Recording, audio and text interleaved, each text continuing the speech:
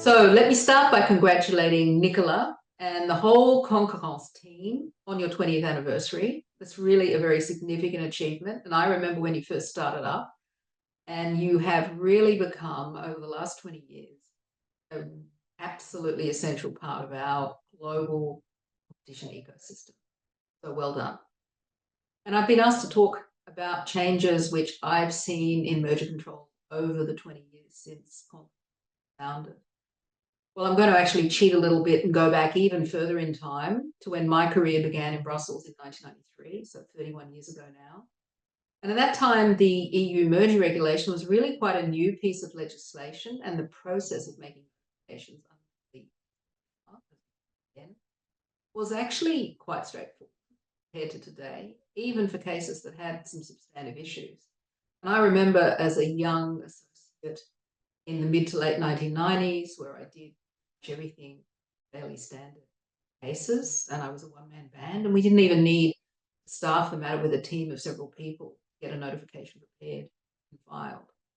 And back at that time, having a competition economist or other professional service providers involved in the merger control process for deals in Europe or even anywhere else in the world, even the complex ones, was pretty much unheard of.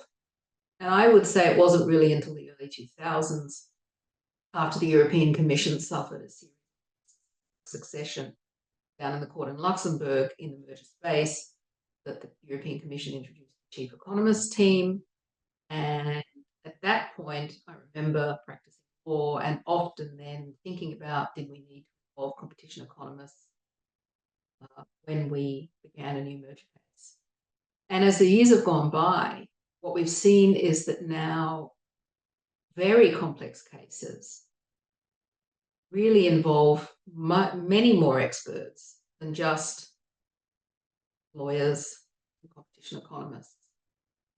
For example, there are really big information requests that agencies send to merging parties. They request hundreds of thousands, if not millions, of documents. So there's e-discovery technology that's become really indispensable in many, many cases. But for me, what I do every day now is strategic communications on high-profile deals.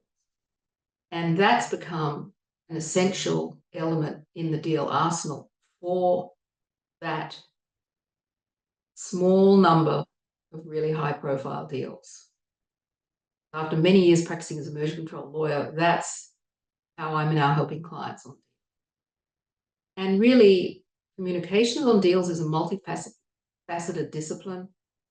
And during that really lengthy time of signing a deal, getting all the clearances that you need to actually then close many months later, companies have to communicate internally to their own audiences, their own employees, have to communicate to their investors, their shareholders, they have to communicate with the media.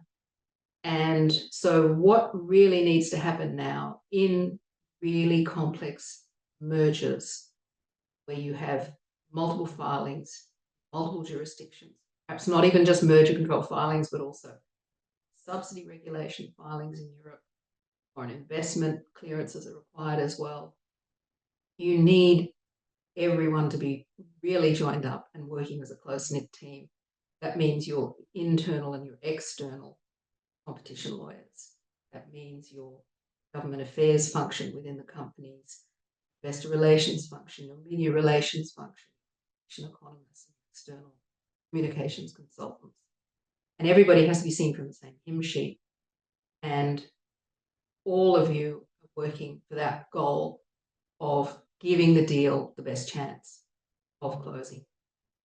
And I think what we've also seen over the last 20 years since established is the evolution of a very sophisticated specialist antitrust press corps globally. Probably most of the journalists would be based in Brussels and Washington, London, but those specialist journalists make sure that at least the antitrust community is reading about the nitty-gritty of these deals at every step of the process.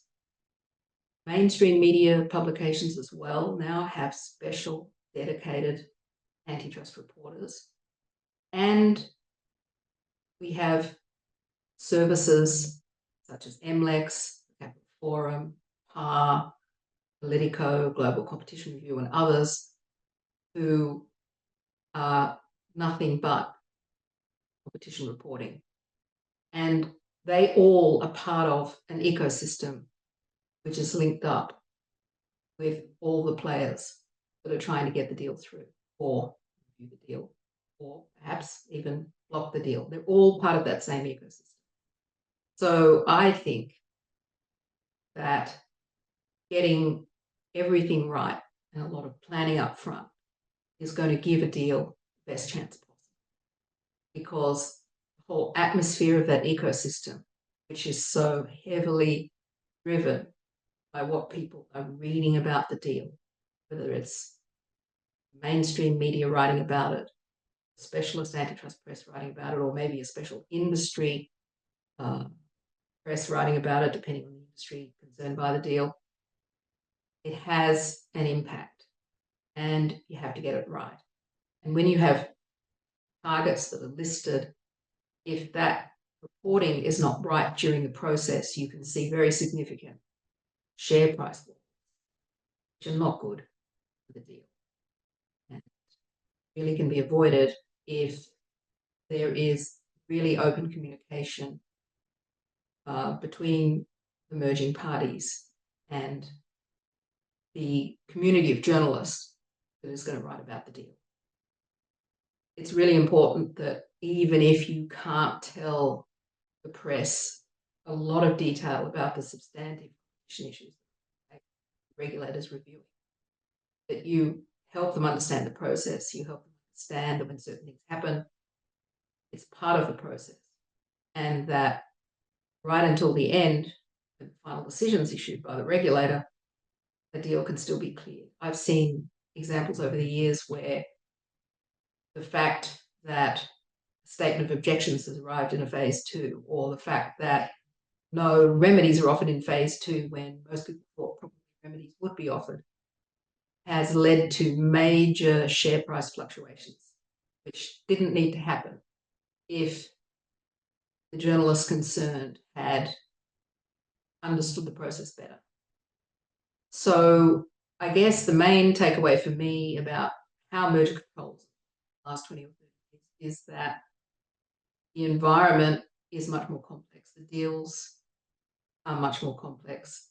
There are more jurisdictions to notify, but there are also many more experts that you are going to need to get a deal done than you did 20 or 30 years ago, when arguably competition lawyers really ran the show. But now it's really much more complex and a lot more very dedicated special help can be needed in these very complex deals. And I think, I said before, Concurrences is really now part of that competition ecosystem. And at Concurrence events and in what's publications Concurrence puts out, it's making a really valuable contribution into that ecosystem, where ideas are shared, where regulators can air views, commissioners can air views, and really are quite an important glue between actors in our ecosystem. So well done again. Congratulations.